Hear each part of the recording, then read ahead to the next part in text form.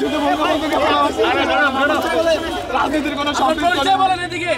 আমার নাম আজিজুর রহমান, আমার দেশের বাড়ি ঝিনাইদহ সদর উপজেলা 14 নম্বর ঘোষাল ইউনিয়ন, ঘোষাল নিচগ্রাম আমার বাসা। ধানমন্ডি ৩২ নম্বরে ১৫ আগস্ট উপলক্ষে শ্রদ্ধা জানাতে গিয়ে গ্রেপ্তার হয়েছিলেন রিকশা চালক আজিজুর রহমান। আজ তাকে জামিন দিয়েছেন ঢাকার একটি আদালত। আজ রোববার জামিন আবেদন করলে Dhaka metropolitan magistrate MA Azharul Islam তার জামিন মঞ্জুর করেন।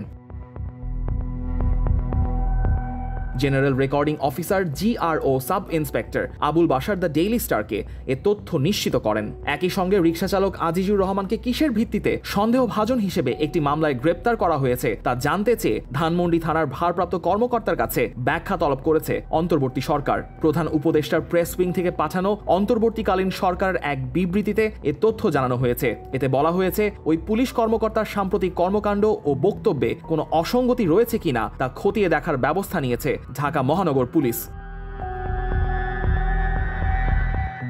গত 15 আগস্ট ধানমন্ডি ৩২ নম্বরে মারধরের শিকার হন আজিজুর। পরবর্তীতে তাকে জুলাই গণ অভ্যুত্থানের সময়ের একটি হত্যা চেষ্টা মামলায় গ্রেপ্তার দেখায় পুলিশ। সেই মামলায় শনিবার ঢাকার একটি আদালত তাকে কারাগারে পাঠায়।